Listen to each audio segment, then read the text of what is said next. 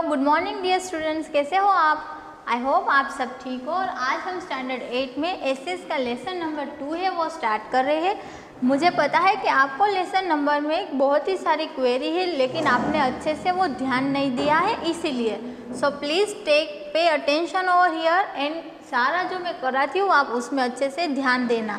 Okay, हमारा lesson number 2 है the establishment of the companies power. जो कंपनी का जो पावर है वो कैसे सब पावर जो कंपनी के रूल्स एंड रेगुलेशन से किस तरह आए, वो सब हम ये लेसन नंबर 2 में स्टडी करेंगे। Ma'am next. Yes, the Mughal empire expanded in the early years of the long region of the Aurangzeb था, वो मुगल एम्पायर था, उसने स्टार्ट करा था। The Mughal empire after Aurangzeb were not efficient administrators and fail to the curb the power of subedar and the zamindar. देखो, जो empire था, Mughal empire था औरंगजेब, उसके समय में सारे लोग कैसे थे? सूबेदार थे और जमींदार थे। With the emergence of this powerful regional kingdoms, Delhi no longer remained a strong seat of a power. अभी देखो, जो ज़मींदार थे वो क्या करते थे? वो टैक्स ज़्यादा वसूल करते थे, तो उसकी मदद से क्या हुआ कि जो सारे लोग थे उसको टैक्स ज़्यादा भरना पड़ा था। तो उसकी वजह से जो दिल्ली का जो सारा वर्क था वो डिस्टर्ब हो गया था। During this time trade increase rapidly because it prove to be a lucrative venture for the rulers. और इसी तरह सारे रूलर्स के लिए ये क्या एक प्रॉफिट का एक सिस्टम था। The European countries began to form trading companies to trade with other countries. वो यूरोपियन कंपनी थी, वो क्या करती थी? दूसरी कंपनी के साथ बिजनेस करती थी। In India, among these European trading companies, the English East India Company emerged strongly on the political horizons. और ईस्ट इंडिया कंपनी थी जो इंडिया की थी, उसमें जो रूल्स था पॉलिटिकली चेंजेस आए।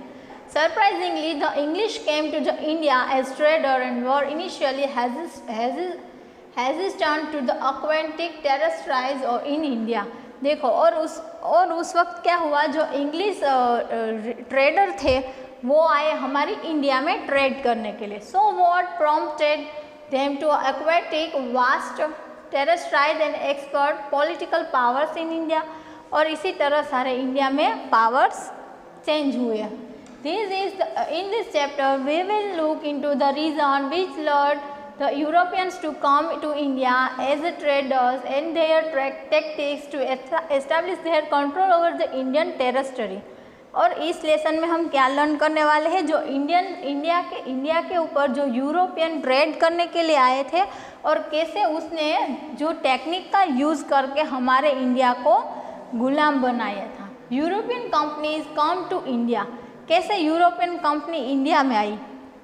During the 15th and 16th century, the vogues of the discovery and production of the goods at a large scale lead to the discovery of the new land।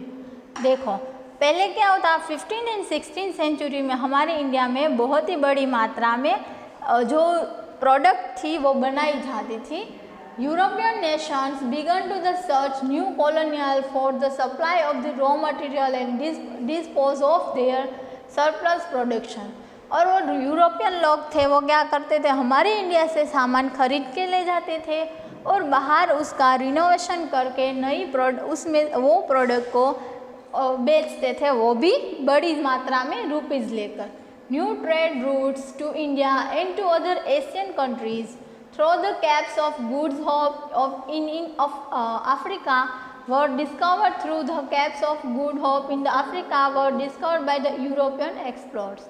और इसी तरह new system आई business में। The first direct sea route from Europe to India via Cape of Good Hope was opened by the Vasco da Gama who reached the coast of the Calicut in 1498। 1498 में Vasco da Gama आया हमारे India में और उसने cap of good hope का start करा। Thus began the direct trade between the countries of the Western Europe and India। और इसी तरह वास्को ड गामा ने जो फाइंड आउट करा था जो रास्ता, उसकी मदद से जो वेस्टर्न यूरोप था वो एंड इंडिया अच्छे से डायरेक्टली बिजनेस कर सकते थे। By the early 17th century, this 100 years monopoly over the Arabian Sea trade was challenged by the Dutch and English। और ये 100 साल का एक बड़ा मोनोपोली था, एक बहुत ही बड़ा उसका जो डिमांड था कि 100 साल तक वो बिजनेस करें, और उसके बीच में कई सारे चैलेंजेस आए। उसमें डच एंड इंग्लिश के जो ट्रेडर्स थे वो थे। Soon the French followed the Dutch. Thus, all the European companies had their presence in the India market by the end of the 18th century। और ये 17th सेंचुरी में क्या हुआ कि सारे जो यूरोपियंस आए उसने अपनी कंपनी एस्टैब्लिश करी और उसमें उन्होंने इंडियन मार्केट का अंत ला दिया, उसका एंड हो गया 18th सेंचुरी में। A small group of a wealthy English merchant established a company, the English East India Company in 1599। जो वेल्दी पर्सन थे, इंग्लिश मर्चेंट थे, मर्चेंट मतलब व्यापारी, जो इंग्लिश व्यापारी थे जो बहुत ही पैसेदार थे, अमीर थे, तो उन्होंने अपनी कंपनी एस्टैब्लिश करी इंडिया में, और वो कंपनी 1599 में स्टार्ट हुई और उसका नाम था English east India company. In the year 1600, they were granted a royal charter by the Queen of the England Elizabeth I to have an exclusive right to the trade in the East। और उस पे rule करने के लिए 1600 में एक lady आई, English lady आई, उसका नाम था queen Elizabeth first. This meant that no other English trading company in Britain could now trade and compete with the English East India Company। और उसने क्या करा कि जो इंग्लिश कंपनी थी वो कोई ईस्ट इंडिया कंपनी के साथ बिजनेस नहीं कर सकते। With the charter of 1600, the English East India Company got the freedom to venture across the sea, find new lands to buy goods and cheap rates, and sell them at the high prices in the European market। ये queen Elizabethan की जो company थी English east India company, वो क्या करती थी कि दूसरी साइड में से जो सस्ते माल में सारा सामान खरीदती थी और उसमें वो प्रोडक्ट को हाई रेट में दूसरे मार्केट में बेचती थी। Mercantile company during that time followed the approach of marketing huge profit in the overseas trade by the safeguarding their own interest even if it involved wars। War होता था, war मतलब युद्ध होता था, उस वक्त वो क्या करते थे कि उसका रेट बढ़ा देते थे। The royal charter could not restrict other European companies from the entering the market in the east।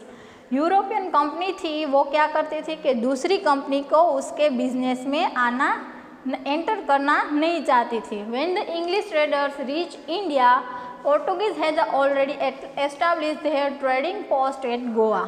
जब इंग्लिश ट्रेडर्स आए इंडिया में, उसके पहले वहाँ पोर्टुगीज़ आए वहाँ पे ट्रेडिंग के लिए, और उन्होंने अपना ट्रेडिंग पोस्ट कहाँ पे बनाया? गोवा में। Soon the Dutch and the French followed the Portuguese traders। और उसके बाद डच एंड फ्रेंच के जो ट्रेडर्स थे वो वहाँ पे आए। Why were the European interested in the India market? European हमारी इंडिया की मार्केट में क्यों इंटरेस्टेड थे? India was always known for its fine quality cotton and silk in the European market। सारी यूरोपियन की मार्केट में इंडिया था वो फेमस था कॉटन एंड सिल्क के लिए। Indian spices such as pepper, cloves, cardamom and cinnamons were in the great demand in the Europe में जो इंडियन की जो मसाले थे, pepper, cloves, cardamom and cinnamon, ये है ना आपके लिए एक में आपको ये सर्च करना है। पेपर मतलब क्या है? पेपर मतलब तीखा, क्लोव्स मतलब लविंग, और तीखा, लविंग, मरी, वो सब की यूरोप में बहुत ही बड़ी डिमांड थी। In the beginning the European powers grabbed with one another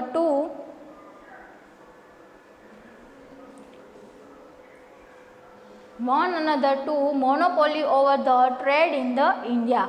और इसी तरह यूरोप ने इंडिया में ट्रेडिंग करने की खुद की मोनोपोली एस्टैब्लिश करी। This stiff competition resulted in the increasing in the price at which these goods could be purchased।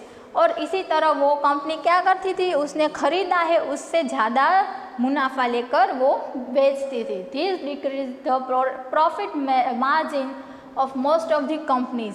और इसी तरह दूसरी कंपनी का जो मार्जिन था प्रॉफिट का वो कम हो जाता था। The only way out of these European companies to prosper was to remove the competitions from the market। और इसी तरह वो दूसरी यूरोपियन कंपनी है उसको रिमूव कर दिया दूसरी मार्केट में। They resort to volunteer to accomplish their desires। और इसी तरह उसके वॉलियंस थे वो अपने आप से जितनी मात्रा में लेना चाहे वो रेट ले सकते थे। By the 17th and 18th century they sank each other's ships, blocked sea routes and debarred the movement of supplies of the rivals। और इसी तरह 17th and 18th century में राइवलरी स्टार्ट हुई। These frequency wars lead to the spread of the imperialisms। और इसी तरह imperialisms का start हुआ। Imperialism मतलब a policy to extending the country's influence and the power over another country। और इसी तरह ये कंट्री थी दूसरी कंट्री पे रूल करती थी। Imperialism accompanied by the mercantilism lead to the rival among the European nations for control over the trade। और इसी तरह जो यूरोपियन कंपनी का जो अपना रोल कंट्रोल था सारी मार्केट में वो बढ़ गया। They started acquiring arms and ammunition and fortifying their trading posts or centers। और इसी तरह वो अपने ट्रेडिंग सेंटर्स बढ़ाते गए। These trading posts set up by the trading companies came to known as factories। और इसी तरह उन्होंने फैक्ट्रीज स्टार्ट करी। In order to fortify their settlements they were all at loggerheads with the local rulers। और इसी तरह local rulers के साथ वो स्टार्ट हुआ।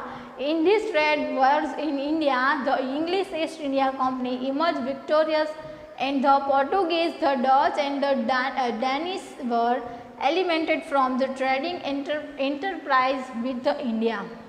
और इसी तरह ईस्ट इंडिया के साथ डेनिश एंड पोर्टुगीज नाम के सारे जो रूलर्स थे वो बिजनेस के लिए आए। सो आई होप बच्चों आपको ये वीडियो में कुछ भी डाउट या फिर क्वेरी नहीं है। और फिर भी आपको कुछ भी डाउट या फिर क्वेरी हो तो आप हमें कॉल करके पूछ सकते हो। और आगे का हम हमारे नेक्स्ट वीडियो में करेंगे। Take care.